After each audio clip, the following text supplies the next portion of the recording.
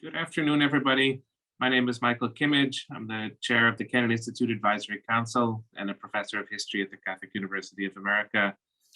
Thanks so much for joining for this, our latest installment of the Longview series. Let me just begin prosaically with a word of advice to our audience. We very much welcome your questions, which we'll get to in 25-30 minutes. And if you'd like to pose a question, and also to be your conduit, and you can submit the question either by email, kennan@wilsoncenter.org, via Twitter at Kennan Institute, or on the Kennan Institute Facebook page.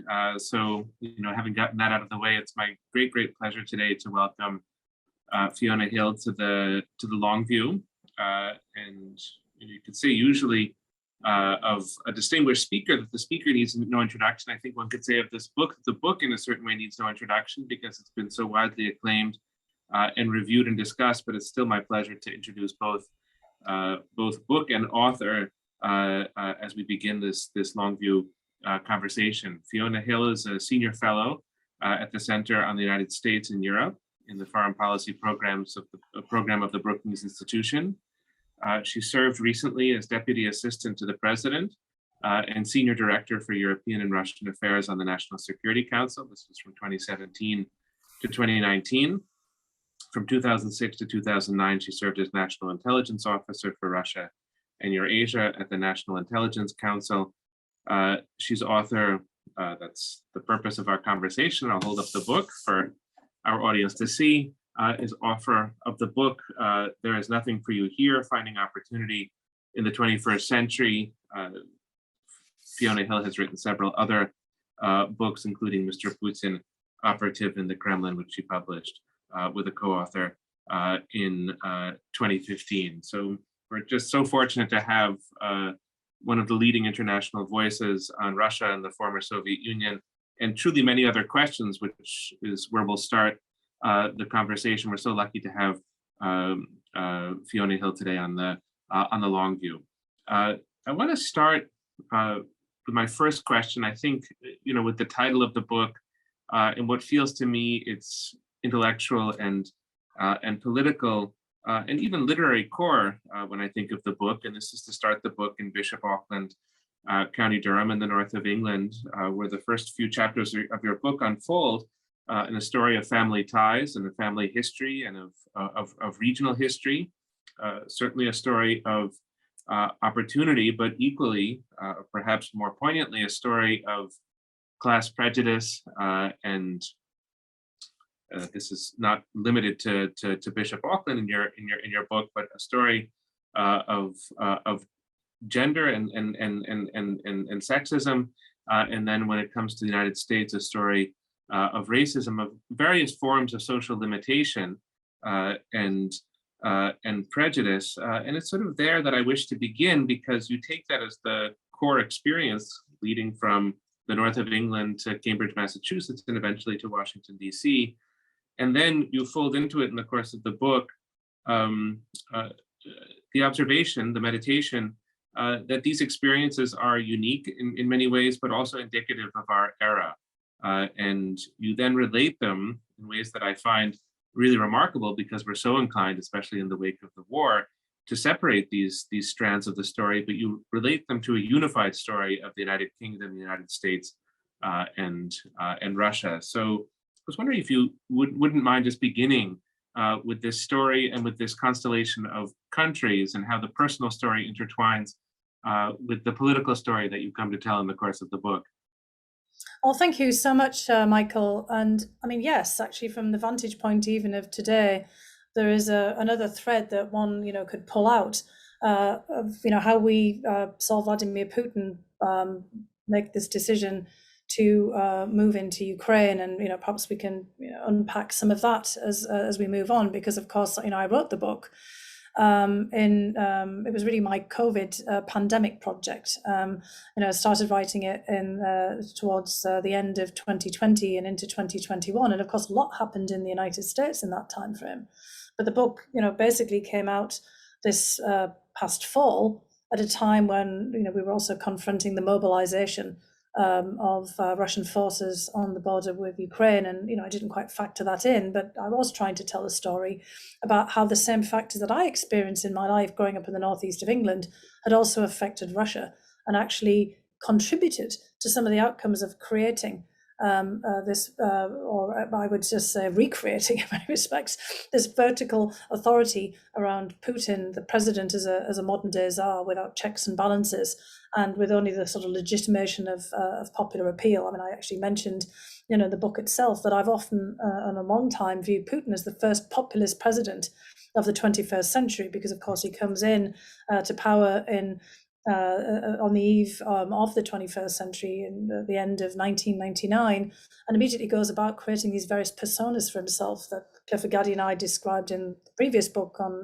Mr. Putin, appealing to different kinds of constituencies, not being brought to power by a political party or even any kind of political movement, but almost being kind of an invented, a fabricated person, but with a lot of kind of crossover appeal and constant attempts to make connections with different parts of the Russian electorate, and also cloaking himself. I mean, you and I are historians, in this kind of garb of history and mythologizing of history, of Russian history, but coming out of deep-seated grievance with the loss of identity.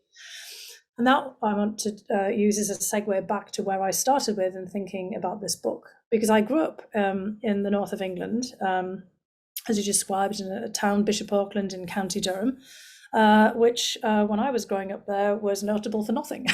It was basically, the center of industrial decline. That everything that Bishop Auckland had been was known for, was in the past, sometimes in deep antiquity. It was the site of one of the largest Roman forts, although most people didn't really know about it because most of it was under a farmer's field. Before Hadrian's Wall, we were the northernmost outpost of the Roman Empire. And what was always fascinating as a kid was realizing that people had walked all the way there from the Iberian Peninsula, because part of the legions that manned this particular fort, Venovium, and this little town, Binchester, on a bluff overlooking the River Wear, were the Hispania Legion. And further afield, when you walked up the Roman road all the way to Hadrian's Wall, which wasn't really that far away, the people who manned the wall were archers from Aleppo. That used to blow my mind as a kid. But, it was kind of basically thinking that somehow in the past we'd been tied to this vastness of the Roman Empire. And then, we had Vikings and all kinds of other things, marauding around. But the other part of the history of County Durham was that it was the land of prince bishops. It was an autonomous region, basically led by an ecclesiastical prince, the fusion of power, military power, and the church to basically keep order on that border with Scotland, not just, once the Romans had gone, a different kind of border region. And then the next phase of the focus for the region was through the Industrial Revolution, with the development of coal. County Durham was at the heart of one of the largest coal fields in the world, extending actually from the northern part of England all the way down to the Ruhr Valley. It's the same huge seam of coal that goes all the way from northern England through other parts of England and under the North Sea and down to the Nordrhein-Westphalia. So miners in the Ruhr were mining the same seams of coal, just at opposite ends to miners in County Durham. And coal had actually been mined by the Romans, even kind of going back into antiquity. And so the County Durham becomes the center of the Industrial Revolution. But by the time I come along in the 1960s, that's all at an end. Everything's closing down. And all of those old identities, the sort of pride in regional history, then the pride in being one of the birthplaces of the Industrial Revolution, has disappeared completely. And now there is a linkage, again, to the present, what's happening in Ukraine. Because going back to the 1880s and 1890s, which becomes the sort of the peak of the Industrial Revolution in my home region as well, the same sorts of industrialists that are developing the coal mines and the steelworks and the shipbuilding and the railways, all of the things that become to define the region for several generations. So my entire family are attracted to this region. Some of them are from the region, but others come from Scotland and Ireland and Wales and up from the south to work in all of this, industrial factories and shipyards, and in my father's family's case, generations of coal miners who kind of come in that 19th century period. At that same time, you're seeing the development of a similar place in the Donbass region, now the feature of all the fighting in Ukraine. Similar industrialists, moving there and building up a combination of coal mines and steelworks. In fact, Donetsk, because we historians and others, after Mr. Hughes, industrialist, brought a lot of miners in Britain, perhaps even from County Durham, to work in the 1920s after the they had Durham Miners Association also, because they didn't have the vote. They did actually looking to see, whether they bought into some propaganda. 1920 Durham to the Donbass. There's at Red Hills outside of Durham, and have a look at them again. It's just sometimes their wives led these delegations.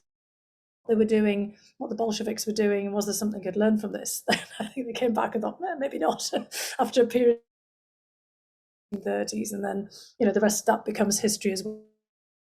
June of 1984,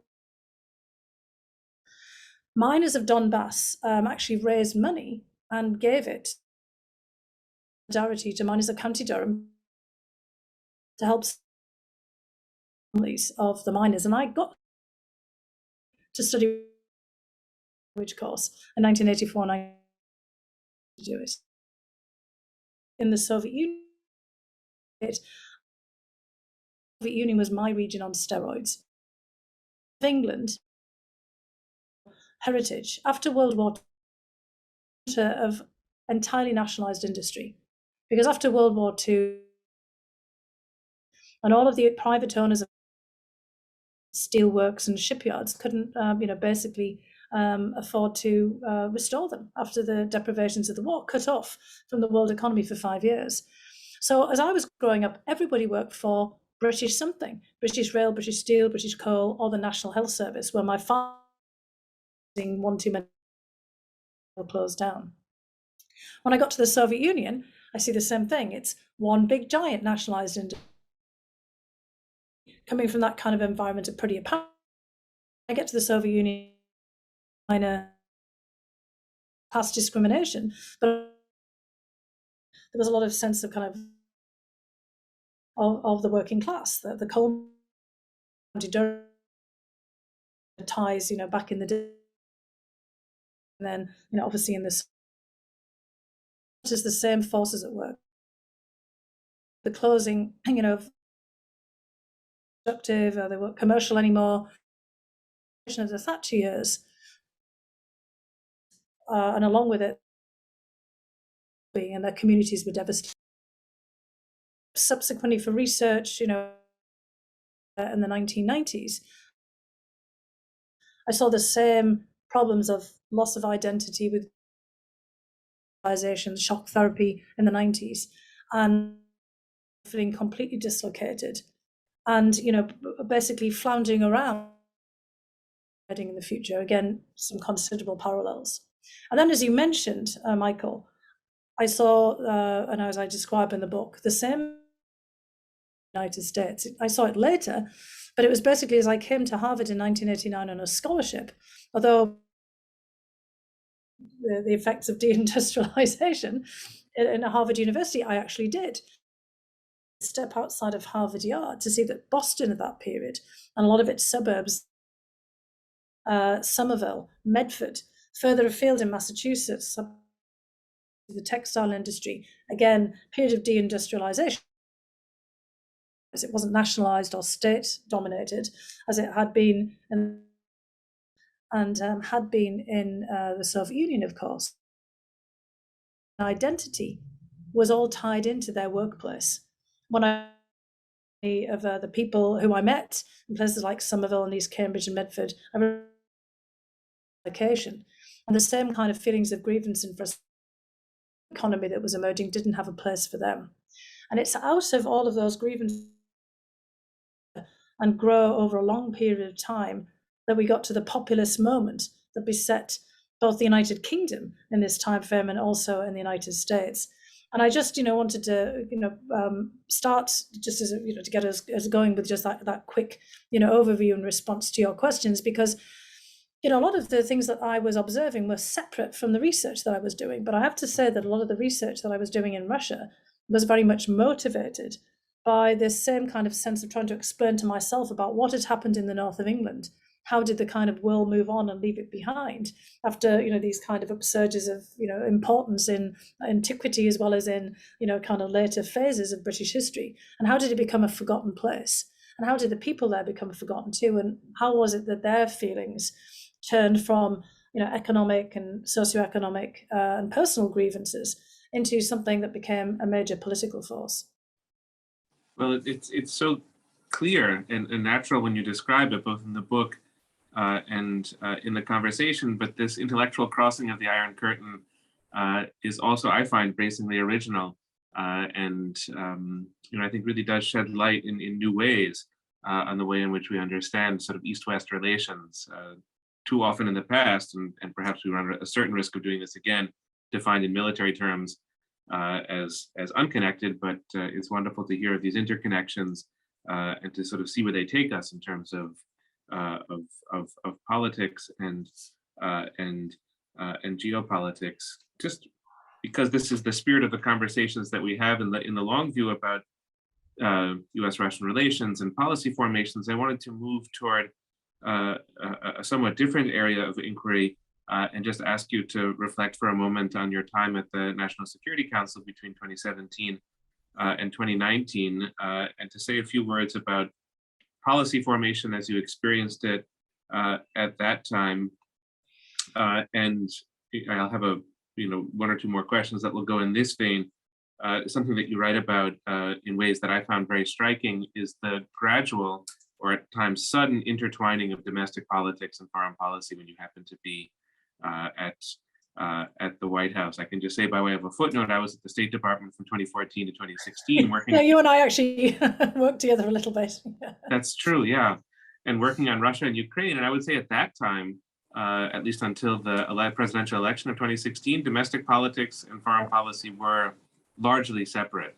And there wasn't a merger. I think that your moment was really quite different in ways that are very important for all of us to understand. So if I could ask just for a few thoughts about your experiences at the NSC with a certain emphasis on policy formation, and then with this question of the shadow of domestic politics that seemed to grow ever darker when you were at the NSC.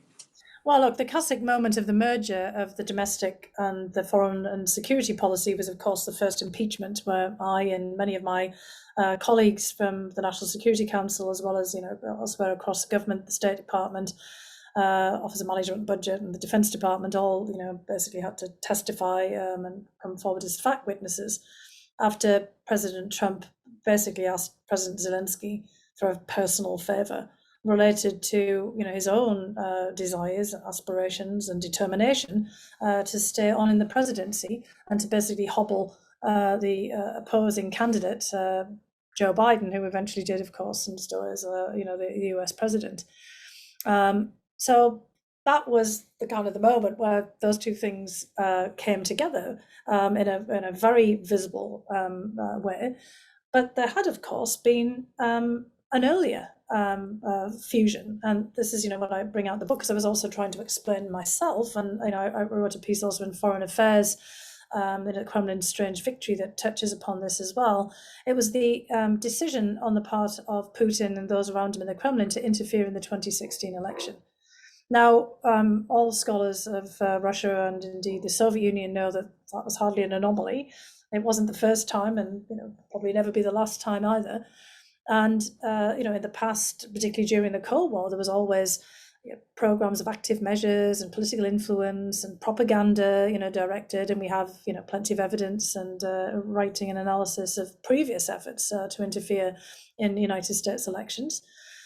But never, had there been such a confluence of circumstances until 2016. And part of that is the development of new tools that the Russians could exploit. And those were tools that we developed in terms of social media and, the technological ability that was suddenly provided to the Russians to sort of get into systems that they'd never been able to get in before in this new sort of digital world. because I mean, in many respects, they hadn't really changed their play. Part of it was to try to discredit the whole process of elections, cast a very harsh light on the dirty nature of American politics. Yes, they were definitely trying to sort of tip the scales on behalf of Trump, because they thought that, like everybody else, that Hillary Clinton would win, and they wanted to kind of basically wound her grievously based on Putin's perceptions that she had. I mean, this is also, again, a classic that we're still seeing now, this idea that Hillary Clinton, as Secretary of State, had interfered in Putin's attempts to be re-elected. Successful attempt, obviously wasn't really an attempt, it was kind of a bit of a foregone conclusion that he was going to be re-elected as president and take office in 2011, 2012, after having the interregnum of Dmitry Medvedev of sort of acting as president for a period of time. And as we said, through Russian history, there's always a tendency to blame outside forces. Depends on where you are in the historical record. Teutons, back in the day of the Austro-Hungarian and German Empire, or the British, at different points, if you're talking about Afghanistan and India and the struggle of the Great Game, or more recently the Americans or the West or NATO or anything else, for stirring up trouble and for basically provoking some kind of colour revolution. I mean, they didn't call it colour revolution in the past, but it's the same argument. Whereas the rest of us would see more of grassroots manifestations of discontent, or kind of political machinations that are homegrown, not the antecedents of the outside. But of course, that's what Putin saw, and so Putin decides to kind of launch a reciprocal revenge operation targeted at Hillary Clinton, but targeted more generally at discrediting the whole election process and the US presidency, to try to hack away at its legitimacy. Because of course the United States was presenting itself, as it used to be, as the gold standard of elections internationally through election observance and all of our various transparency activities, and he just wanted to show this up as being utter hubris and false. But anyway, they really did succeed in so many ways, partly because we were so vulnerable. Now, we were vulnerable not just because of the creation of these new technologies in the digital realm, artificial intelligence and all the social media, but because of the nature of what was happening in our own politics. And that's why I kind of wanted to delve into the book as well, was these deep-seated grievances from deindustrialization in critical regions, the old industrial heartland of the United States. Massachusetts kind of recovered somewhat, but lots of other parts of the country, and even parts of Massachusetts, didn't either.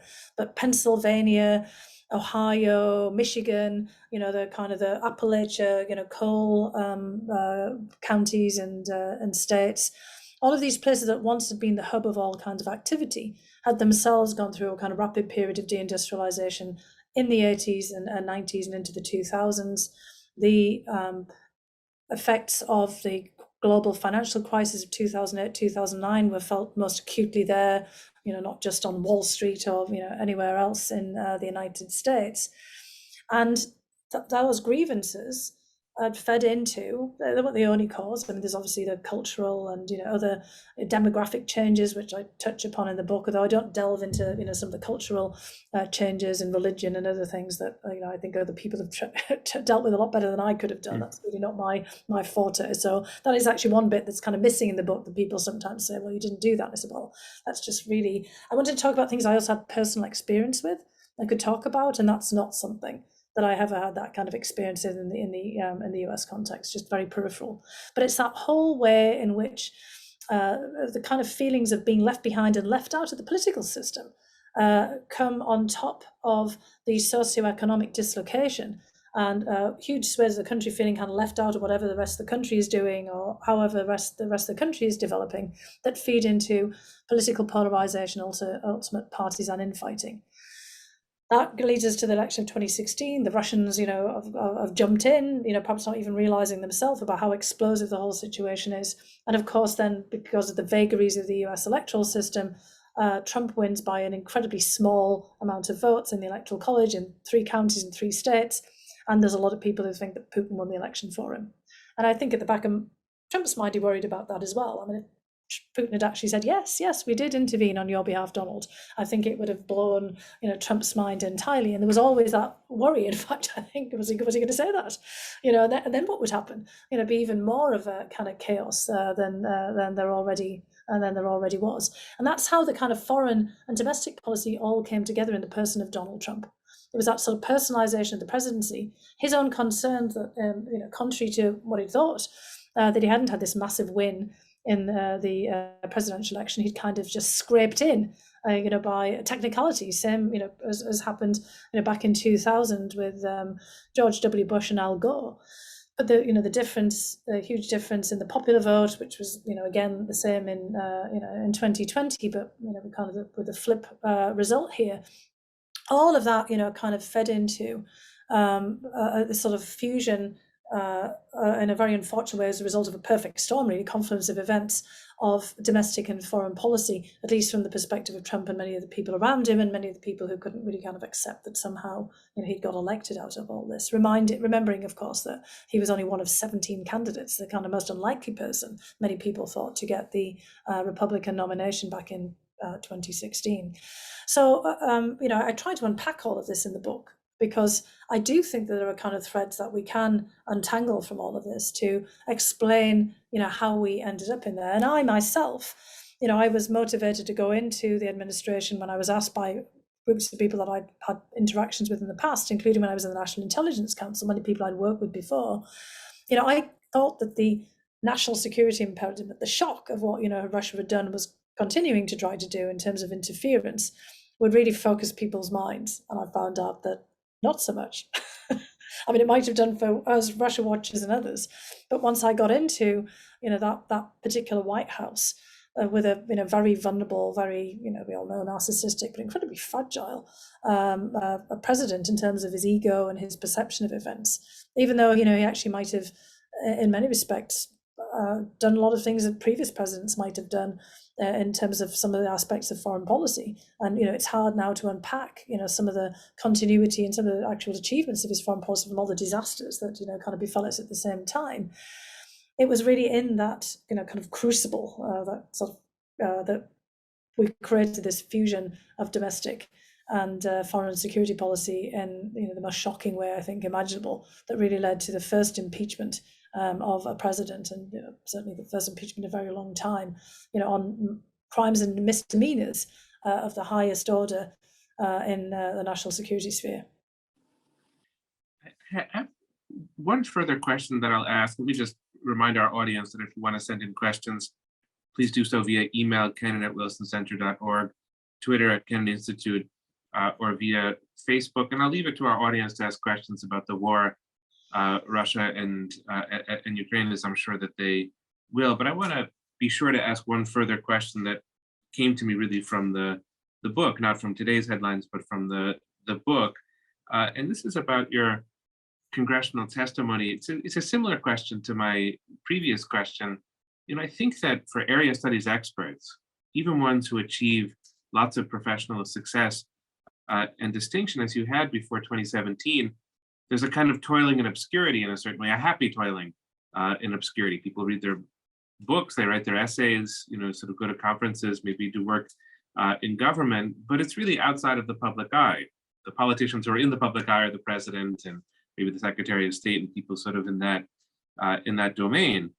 But the congressional testimony that you gave put you very much in the public eye, and there were observations here about sexism and about appearance and about the behavior of various people within the halls of Congress, but also very ugly behavior on social media involving you and your family. So I wanted to ask you just to reflect for a moment, based upon what you write in the book, on this very peculiar moment of being in the public eye, having an important job to do, and of course having done the job, but it wasn't without a price, or it wasn't without I think the challenges of facing the glare of being in the public eye, something that in our line of work people are just not, I think, not necessarily prepared to do. So I wanted to ask about that part of the book and the congressional testimony that you write about.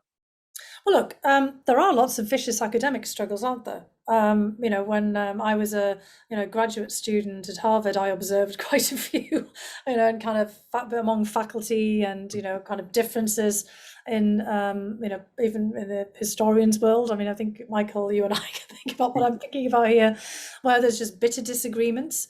That kind of follow through and lead to personal ruptures and rifts, and even quite shocking and surprising personal exchanges that can really color a lot of the discourse. And we also know that faculty battles can really take some unusual turns. But anyway, not perhaps to this extent. And yes, that was yeah, I mean, was it a surprise completely? I mean, the other thing is, as a woman, I have been also attuned to the way that women are attacked, pretty viciously in public life anyway, particularly, women who are running for office. So perhaps I didn't quite expect it directed at me because I'm not running for office. I wasn't running for office then. I'm not running for office again. I'm not a kind of celebrity in terms of trying to get out there with a particular brand or something that I'm trying to sort of achieve there that people want to bring you down. But again, I found myself in that kind of spotlight. That a lot of women, minorities, people with disabilities, people are just different, from what people expect them to be, that they get targeted. Now, I also have to say that having been at the Brookings Institution in a public-facing policy entity, and even when I was back at Harvard and when I was working at the Kennedy School, I used to keep files of strange letters that I would get, from people, often from appearing on C-SPAN, and some of them would be pretty nasty.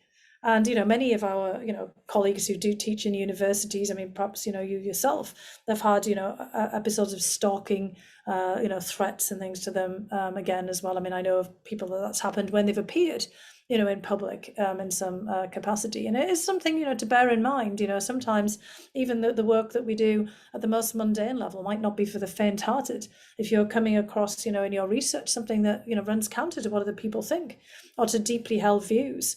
If you're challenging them. And, as the Kennan Institute is part of the Wilson Centre and, is technically in a way part of the government entities because of, the public funding as being set up in memory of President Wilson, you are in the spotlight as well. And there's the policy angles, there's the public speaking. I think all of us actually have to face up to that, particularly now in an environment where everyone's work is relevant to the present moment, as it was during the Cold War, in terms of trying to explain things that are happening. And people have Vladimir Putin, for example, extraordinarily fixed views of how history should be told and how it should be conveyed, and what the research conclusion should be. You've had people, at Kennan and Wilson being declared persona non grata.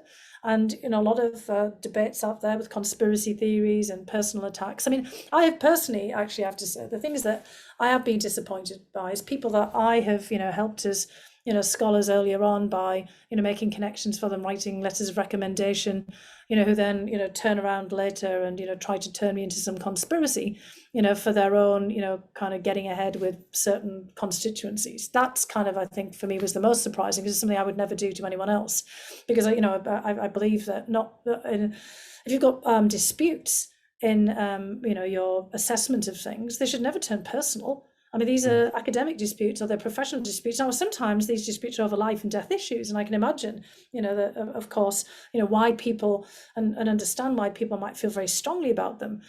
But in this, larger world, where, hopefully as academics and policy people and people who are trying to get to the bottom of, the truth and find, objective fact analysis, we can actually stick to those principles and not start, kind of churning out, rubbish about people. It's that kind of, way that people are, attracted to sort of attack someone else to make their own reputation that I think, for me was, I mean, again, not surprising in the larger sense, but some of the particular people who did this, and keep on doing it. I mean, I read stuff about myself all the time that's just the biggest load of BS I can possibly imagine.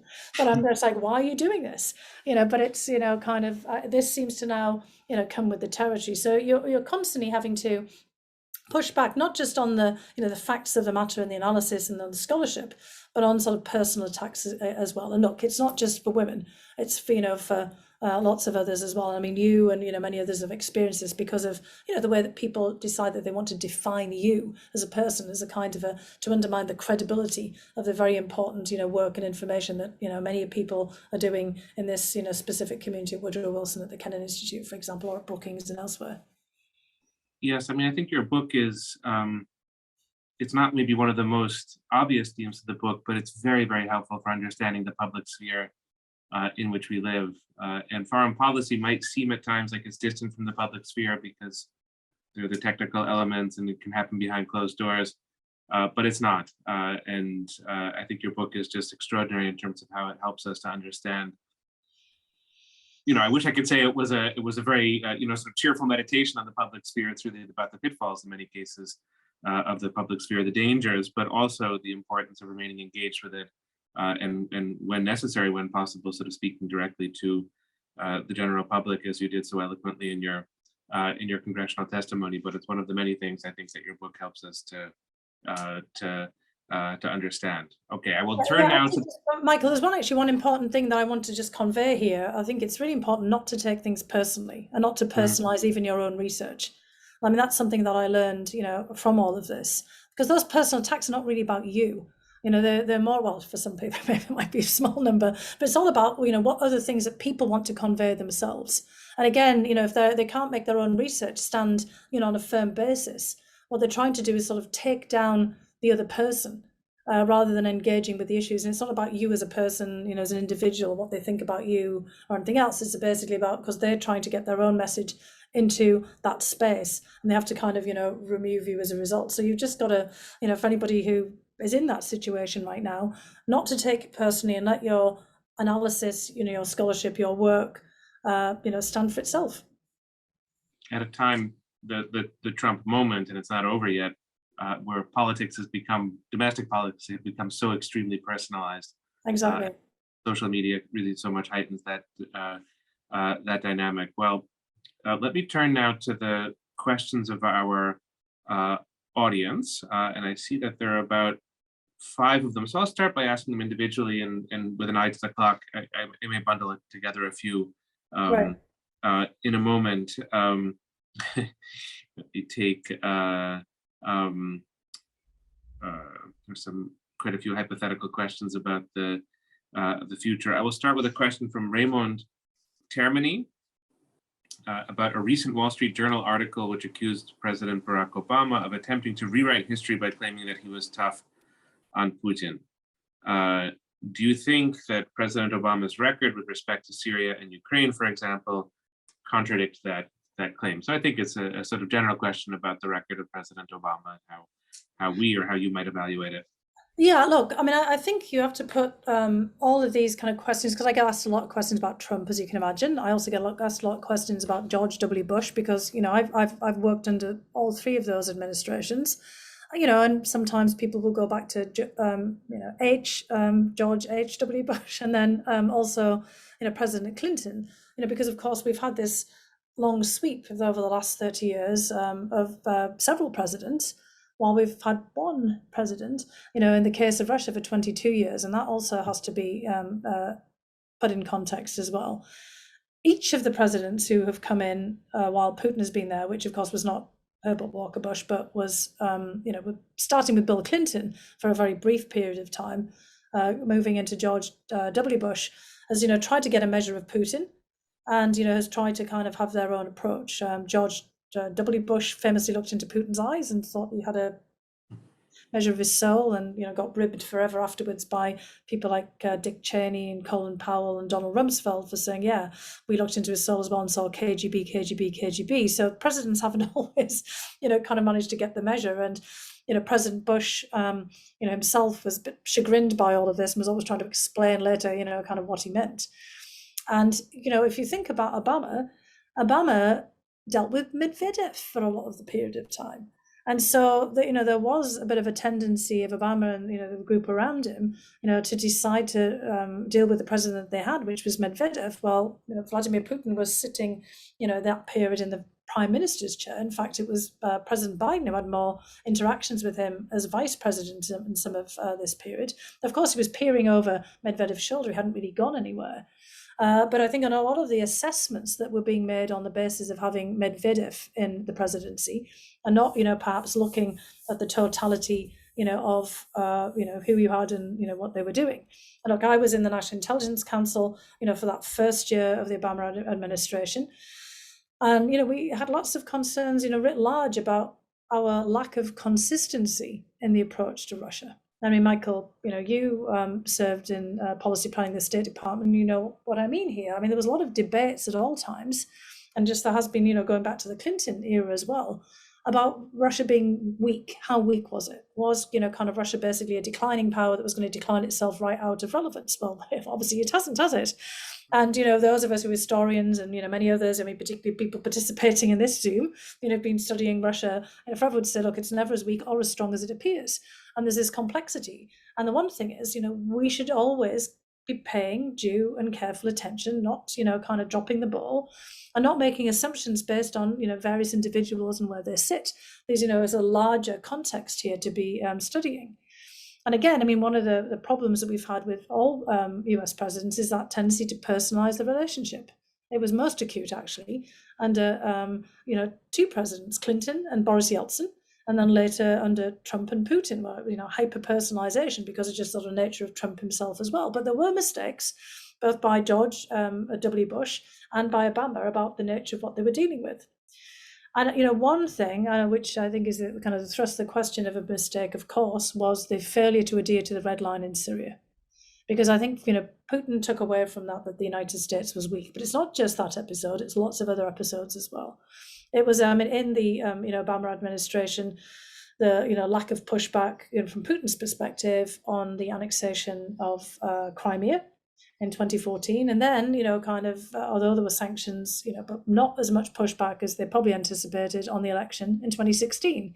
And that was, of course, because the Obama administration was very worried about the optics of, kind of really jumping into this, particularly, when they got wind of the fact that Putin was trying to damage Hillary Clinton and, trying to sort of bolster up, Trump at the same time, that they, probably spent a lot of time second guessing themselves about, I wasn't there, so, I can't say, but I would surmise that they were doing a lot of second guessing about how would it look from the US domestic purposes if they were kind of engaging, given, what the Russians were trying to do. So a lot of deliberation about what to do. But, going back to another period, again, the George W. Bush period, when I was NIO, I mean, I've talked about this publicly as well, a lot of mistakes there too. One of the biggest mistakes was Iraq in 2003. Now, I wasn't in the government then, but I was here at the Brookings Institution, and I went on a trip with Jim Steinberg, who had just come out of the Clinton administration as Deputy National Security Advisor. And he was my boss at the Brookings Institution as the head of foreign policy. And we went to Moscow. And the Russians who we met with in the Kremlin, I don't think they'd updated their personnel list. I think they thought Jim was still the Deputy National Security Advisor. So we got all these meetings with very high-level Kremlin and other officials. And they knew that Iraq did not have weapons of mass destruction, that basically Saddam Hussein was bluffing. And they kept telling everybody that they were bluffing.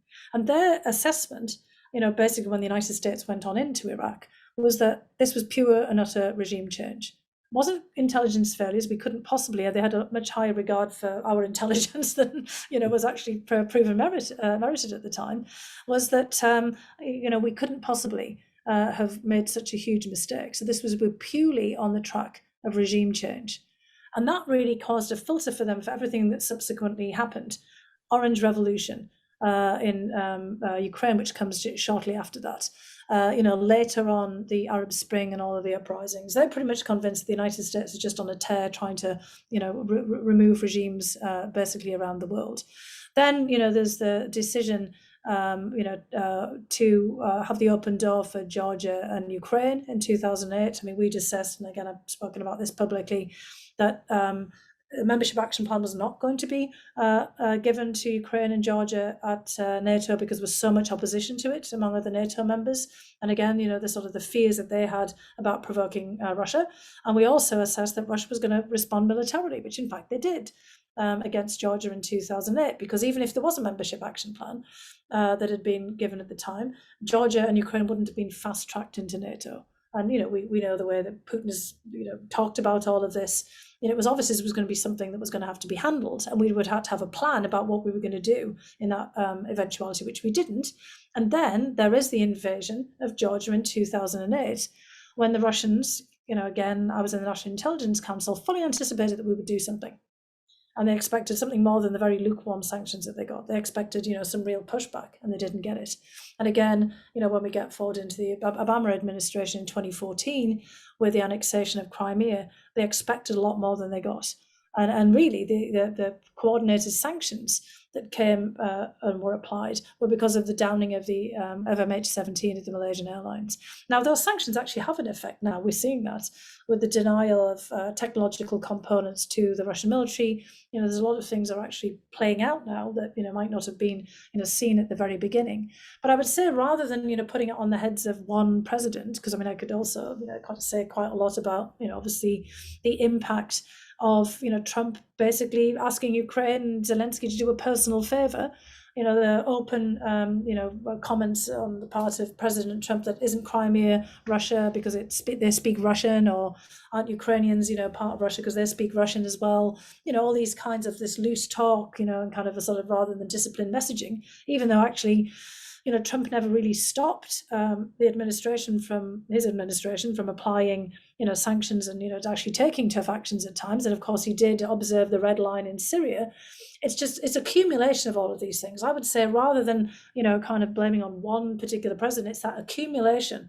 And there's lots more episodes that you could identify where we did not, writ large, apply, sufficient of a hard response to things that Russia did, or we talked about things in a loose fashion that gave Putin, kind of a different impression. So it's accumulation. And it's also the fact that we change all the time. Presidents come and go, national security advisors come and go, people like me and you, Michael, come and go, where Putin is just there. And, for him, kind of his whole view is that we're not serious. We're a bunch of idiots at times because we kind of miss things, and we're very weak. And he was not expecting the response that he got when he moved into Ukraine. There is a question about Putin coming or going that I may have time to ask you in a moment, but I wanted to ask this question first because it covers something that I haven't been able to ask you about yet, but it's such an important component of the book. And this is the book's conclusion, which looks not just to political issues, but also to political solutions and how to deal with the question of polarization and inequality and curtailed opportunity. That's both the personal and the political story of your book. So this is from Golfo Alexopoulos, director of Golfo, yeah. Institute on fellow graduate students at Harvard, yeah. And the question is that you write in your excellent book about the problems of social mobility in the UK and the United States. Why is it harder now for young people from working class backgrounds to establish careers in international affairs? What can universities do to better prepare these students? So glad to have this question. Yeah, no, it's a great question. And look, and I do think that, national security, just like any other sphere of public life, really would benefit from people from all kinds of backgrounds. All kinds of backgrounds, just writ large, just everything that one can think about on this.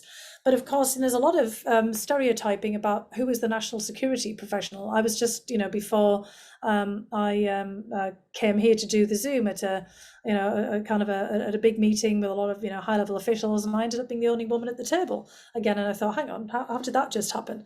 And part of this problem is not just on gender, as I said, it's just on pretty much every background, is giving people earlier on a kind of sense of, yes, that could be them. That was another reason for writing the book. Now, here in the United States, we have an enormous number of women in national security sphere. All of our bosses at the State Department. We have a panoply of women. But I would argue that we probably don't have women from minority backgrounds, different socioeconomic backgrounds, with disabilities, you name it, and similarly, men from these backgrounds as well. And that's because, when you're starting off in school, I did get interested in international affairs, as I talk about in the book, partly because it was the moment, it was the war scares of the 1980s. But it was also because, at that point of time, there wasn't all of this social media and information age. And even as a kid in a working class house, when my family eventually got a television, we'd always watch the news. And you'd be steeped in what was happening, and people were actually talking about it because it was relevant, just like now with Ukraine. So actually this is a moment, as Winston Churchill said, if there's a crisis, that never waste a good crisis, to do something with it. This is a moment, and that's what I'm trying to do, and I hope that others at Kennan and Golfo and Michael and you and others will do that. Go out and talk to schools, not just kind of private schools, kind of like the Fairfax County, best in the country, public schools, but trying to get out as far as we can, if we can do it by Zoom and others, and just say to people, look, these are these kind of moments. You too can be engaged in this. I think it's really getting out to, kids in high schools. Because that's what happened to me. My local member of parliament, equivalent of my local congressman, came and talked to me, and a group of others when we were about 15 or 16, and basically said, you too could be engaged in in public life. I mean, that seemed preposterous, honestly, back then. But he also spoke about coming from a working class background, a very underprivileged, poverty-stricken background, and how he himself, he went on, this is Derek Foster, I talk about the book, to be the chief whip of the Labour Party, which was a really big deal. I mean, they come to being the speaker, in the United States Congress, or at least the leader of the Democratic or the Republican caucus, and he took time to talk about his own path. And I think that's what is really important here, is showing pathways. So, we've done a lot on women in international security, outreach to, various universities. We tend to sometimes self-select from the universities that we go out to recruit for our research assistants or interns or junior fellows, but we need to start earlier. And I'm not saying going out to elementary school, but I'm just saying go out to high schools and try to make outreach across the country. It's something that the Wilson Centre in Kennan could do, particularly as you do have that kind of public component. And sort of, thinking about, a school in Louisiana or Mississippi, not on the coast, all the time. What about, Lehigh Valley in Pennsylvania? How to kind of link, kids in, through World Affairs Councils have, these chapters, for example, and, through the State Department, trying to work with them for, there are, across the country. I've done a lot of recently with the book going to World Affairs Councils where they have chapters with local universities and community colleges and also high schools. And I think that that's, kind of something that we can think about as well. And then how could you provide some funding, kind of through various things for bringing people to Washington, D.C. for sessions? Because most of these kids can't afford it themselves. You can get their attention, but then you've got to give them sort of the means. And you'd have to think about how to organize groups. I mean, we do that with Model UN, or we used to do this with various civics courses, but having something more organized. Some of the private schools have public service entities that they do for high schools across the country, but how can some of the larger institutions like ours get involved in this as well?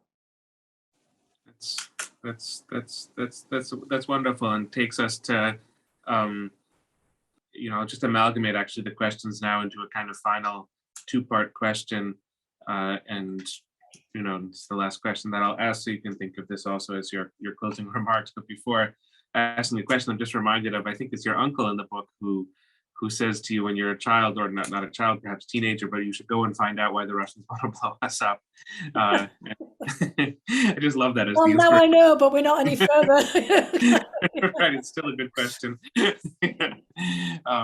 But interesting sometimes also how these family remarks can set us off as young people in very interesting directions in life. But that was a striking anecdote. So the final two questions, I think logically, are both about Russia's President Vladimir Putin, and one is fairly specific, and then there were a couple of questions that ask what I'll ask after this. And the first one is about Finland and Sweden, not about whether they should join the NATO alliance, but what Putin's reaction is likely to be. And then secondly, questions that ask you to speculate on whether Putin will sort of fall from grace within Russia, or somehow be toppled because of the war. And if you disagree with the premise of the question, then you can offer us something else in terms of where things may head with Putin. So Finland and Sweden and Putin's response, and what happens if Putin's grip on power starts to become shaky.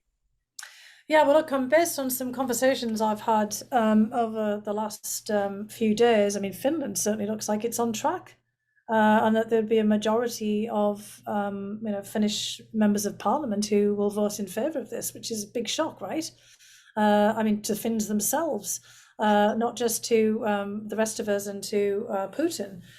And I think that I'm not so sure about lately on Sweden, but maybe very very similar. But we've gone in Finland in particular, and I'm just praising this because I've had a lot of discussion with Finns and Estonians and Balts and others. Over the last few days, have been obviously watching that one particularly closely. That they've gone from 30% in favour of joining NATO to 75%, all in kind of the blink of an eye. And I mean, again, Michael, you might have some kind of current data on Sweden that might point in the same sort of direction.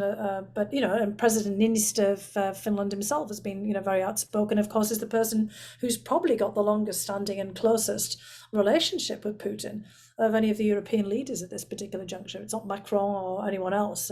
Niinistö has spent a lot of time interacting with Putin, and tends to be one of the people that probably understands him the best, having had so much of interaction. So that means that the Finns have thought this through. They've obviously thought very seriously about what Putin might do, and I think a lot of it is in the messaging. And this kind of gets to one thing that I want to say that we haven't really raised at the moment, which is all this debate about NATO, and NATO calls this, and Henry Kissinger was at the FT weekend, for example, and bemoaned the kind of handling of the NATO issue. We've got John Mearsheimer has been speaking out. Lots of people have been talking about this. But the one thing that they keep neglecting to point out is that countries choose to join NATO, and we're seeing this in real time with Sweden and Finland. It's not that the United States or any Stoltenberg is going out and saying you must come into NATO. It's a democratic process based by an assessment of events. And if we look back, and I mean, most of us seem to have forgotten this now, and I myself have been conflicted because I'll say that back in the 1990s, and when the first debates about NATO emerged, and I was studying at Harvard with Richard Pipes, and George Kennan was still with us. I was actually at an event at the Kennan Institute. At different points, both Kennan and Pipes and others said, look, bad idea for NATO enlargement, as if it was a kind of spontaneous outward thing by the institution itself, given how Russia will react to that. And of course, I assessed this would be a problem in 2008, along with all my colleagues in the intel community. But when you look at that enlargement, it's not the expansion of NATO, it's enlargement, just like with the European Union, of countries applying to join. And if we go back to looking at the first movers about who wanted to join after the end of the Cold War, who were they? Poland, Hungary, and the Czech Republic, formerly Czechoslovakia, at least half of it. What do they all have in common, along with Germany? Invasion by the Warsaw Pact. As many people have said, and Nigel Gould-Davis, who was a fellow at Kennan, said this in an event that I was recently, that the Warsaw Pact was distinguished from invading itself repeatedly, during the course of its existence. When France pulled out of NATO, we didn't invade France to force it back in again. For example, just to put that in context, and France could come and go, and might still kind of go as it pleases, and has often been at odds. And let's just say we've got some problems with Hungary and some other countries at this moment as well. We haven't invaded them, but the Soviet Union did invade its fellow members of its supposed mutual defense and collective defense and assistance pact when they wanted to do something a bit different. And so Hungary in 1956, Czechoslovakia in 1968, Poland, had martial law and Jaruzelski to head that off, and of course Germany, had this in 1953, and all the sort of partitions that came out of all of this. And this is going to have to be part of the whole issue as well. About it's not just how Russia responds; it's how do we manage this? Because Sweden and Finland for years never wanted to be part of NATO, but they wanted that strategic ambiguity. They wanted that open door. They were actually opposed when people were talking about making it very clear that the door was closed for Ukraine and Georgia, to sort of head off the prospect of Russian invasion. They actually didn't want that to happen because they wanted the ability to join if necessary. Now, I mean, the mistake that was made in 2008 was that there was massive opposition, for Georgia and Ukraine to come in. And in fact, in Ukraine itself, it was only about 30% of support, although Georgia was far higher. But there was, there's a lot of complexity there. With Sweden and Finland, they have been de facto members of NATO for the longest time possible because they're very close partners. And, this is obviously, the context now becomes very clear.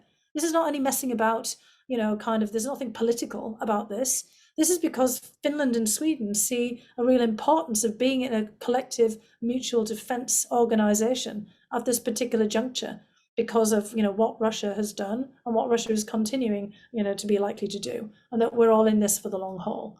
So there's a very important signaling here that I think that part of it is, it's not so much about what is Russia going to do, it's what we're going to do and the way that we explain this to the rest of the world, and how NATO explains it as well, and what's going on here. And I think the Finns and the Swedes, this is kind of an opportunity for public diplomacy here, to point out the things that everyone has been missing about kind of NATO. I am worried, however, about the fact that Russia has given NATO a boost, but for its old formulation.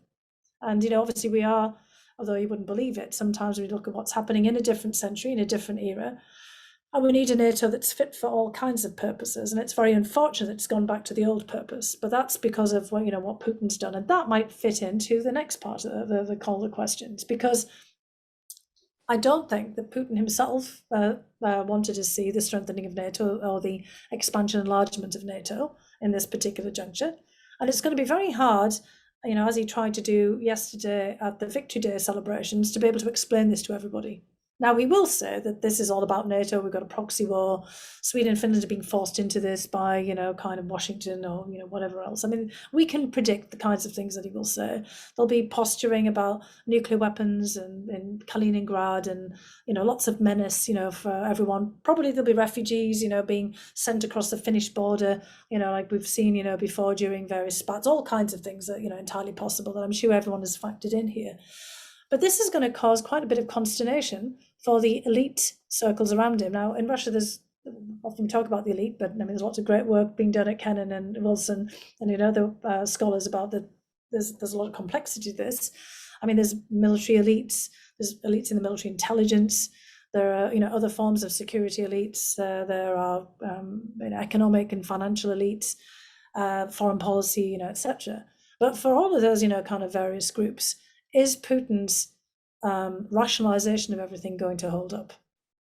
And, expansion of NATO, battlefield losses, the fact that Ukraine, didn't turn out to be Hungary in 56 or Czechoslovakia in 68 or Poland in the 1980s. And, basically nobody declared martial law, nobody toppled Zelensky. The fighting wasn't over in a matter of days. The West has, kind of coalesced around it. I mean, the rest, as various people like Angela Stent and others have been pointing out, are not quite there yet, but over time they might be. All of this, nuclear saber rattling has got everyone on edge as well, everyone around the world too. I mean, Putin going full on Kim Jong-un and North Korea wasn't what people expected. And that North Korea analogy of, Putin putting Russia back 50 years to the 1950s, is a problem. I mean, the economy declining, the kind of pariah state, generations of people, in the future not looking, likely to the kind of prospects that they might have anticipated. I mean, Putin's put Russia back in the past. He's not giving it, kind of a sense of the future. I mean, I would say he's also taken it back to the 1850s. It's like the Crimean War and Nicholas I and all kinds of other things again there too. And I don't think that's what people wanted. I mean, there's a small group of people around Putin who were in on this act with him, but it wasn't the generals. I don't think the military intelligence, would have supported the way that he's done all of this. There's, a lot of tensions now emerging between military intelligence and the FSB, as we know from many of the writings of people, again at Kennan, Wilson, and elsewhere. This is not playing out how anyone intended or how anyone anticipated, and that is, gets to that $1 million question, right? About what will happen 2024 when Putin has to put himself up for re-election. Does he declare martial law? Is he still with us by then? I mean, there was all this speculation about his health. I don't know anything about his health. I just have to say, I mean, my observations, I've said before that, it looks like he could be on steroids. There's lots of stuff out there. Bellingcat have said things. I've heard from, various others, things about cancer and other things. But, we've known he's been focused on his legacy. He's likely, if any of this is true, to be wanting to double down and, kind of do what he can while he can. A lot of anxiety that any sign of weakness could be taken advantage of about people who might be thinking he's lost his grip. And, kind of that fragility of public opinion. Is it really as high as, it appears? Is it really 80% of people support this? Or, kind of, how can you pass that? What about the brain drain?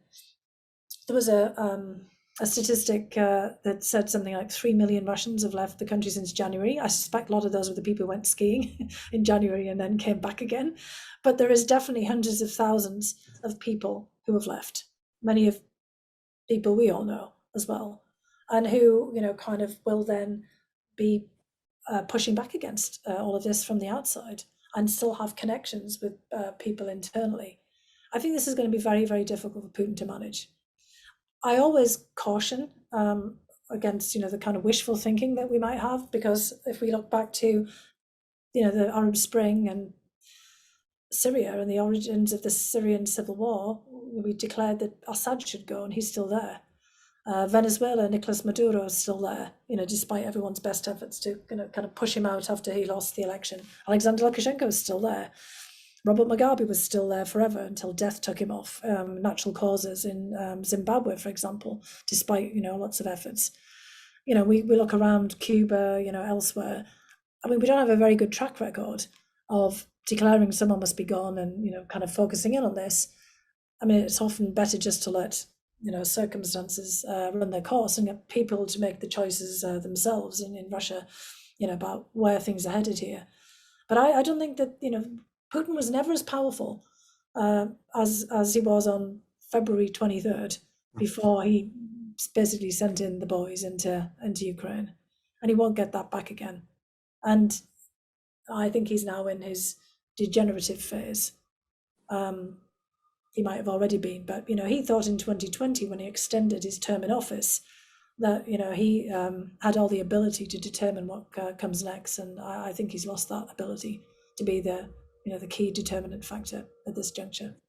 Yes, I like to think that Russian politics at the present moment is a Shakespeare play. It's just that we don't know which one it is, whether it's King Lear, yes, or Hamlet or Macbeth or Coriolanus or Macbeth or any of those. Yeah. Exactly. No, I know exactly. It is becoming very Shakespearean. But I mean, again, with the complete folio of Shakespeare, we can read the ending. This one, no, we right. can't. I mean, I can't say how it's going to end. I can't. But I'm watching it very closely.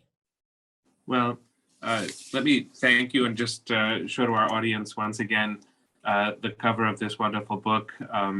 It's just been a joy to have you on the long view, and an honor and a privilege as well.